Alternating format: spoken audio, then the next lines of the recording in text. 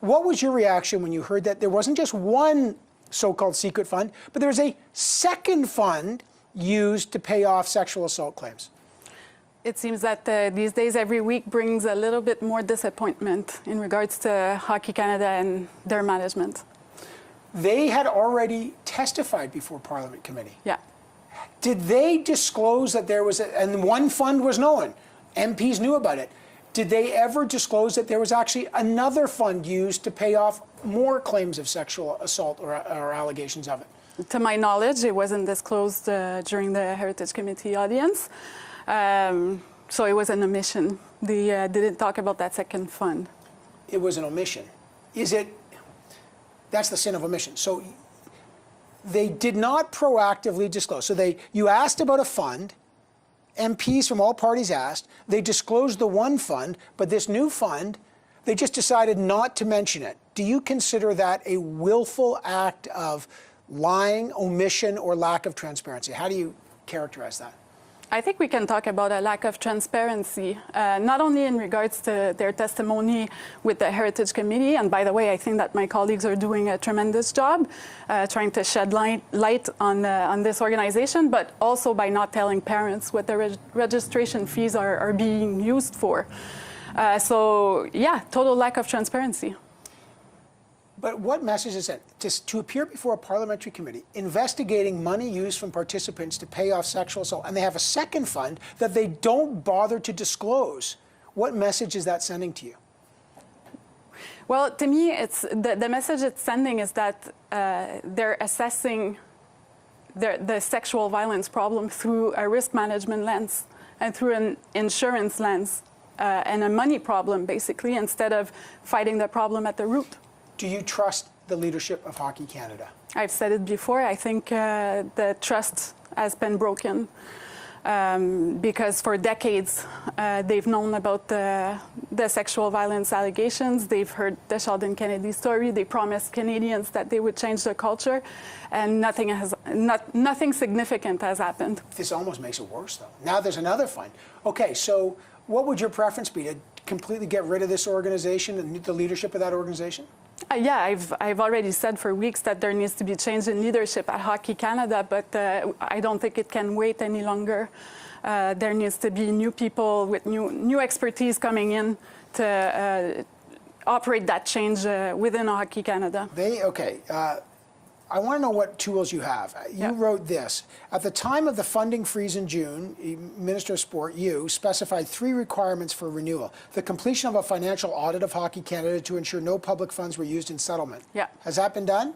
Oh, it's ongoing. And now this was revealed in it. Crazy. Hockey Canada become a signatory to the Office of Sport Integrity Commissioner. Have they yet done that? I know that they're in process of signing up, but to my knowledge, they haven't signed up yet. And the reason why it's so important is that when they sign up with the office, they will no longer have an overview or control over third-party investigation. Right. And this is fundamental. The NDP is calling on the federal government to do a full audit of Hockey Canada finances going back to 2016. It just seems now with the Globe's revelation, do you support that? We're looking at how far behind we can move forward, but certainly I think we can audit up until 2016. Tomorrow, the former chair of the board of directors, Michael Brindamore, and the interim chair of the board of directors will be testifying. What do you need to hear tomorrow?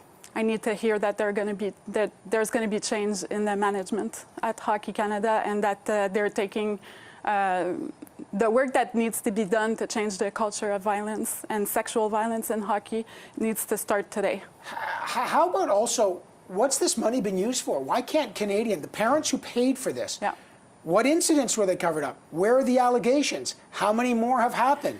Do we know any of that? Yeah, I think Hockey Canada owes transparency to the parents and their members. There are voting members, and I think that there's a General Assembly that's going to come up. And I think that they should ask also Hockey Canada for more transparency and how they're using the funds. Would you describe this second fund as a secret fund? Were you, as a Minister of Sport, the government supported hockey? Was the government ever aware that there was a secret slush fund for this? Well, it probably appears in the financial papers. I don't know. What we're responsible for is making sure that the money, that the federal money there are clear rules about how it should be used. So we follow up to make sure that it's used the way that they're supposed to. Okay, but do you know, can you say with certainty that no federal money was used to pay off allegations of sexual abuse? That's why we're conducting the audit, to make sure that it's not the case. Could there be more funds? Like, we've now had 2. How do we have any clue? I think that any surprise can come up because of the new revelations. What is your, it's October. I know because I was a coach in the Hockey Canada organization for years. What do you say to parents right now who are signing their kids up to play in leagues, in Hockey Canada leagues right now, and they're looking at this? Frankly, they are livid. What do you say to them right now? I think that they need to ask Hockey Canada for more transparency, and they need to use, they need to ask themselves if they want to send registration fees right now to Hockey Canada. Final question. Do you think this, like we've heard about Gymnastics Canada allegations, now we've heard about Hockey Canada, how many sports organizations that the government has supported may have these secret funds? Do you have any idea, or have you conducted a survey of that? No, right now what we're doing is we're reviewing the whole funding system, which means that we're going to review all the requirements that the sport organization need to meet to receive federal funding.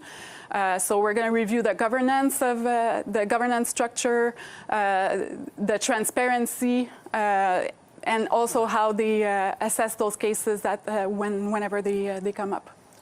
It's shocking stuff. Okay, I got to leave it there. Minister of Sport, Pascale St-Onge, great to have you on the program. I appreciate it. Thank you very much.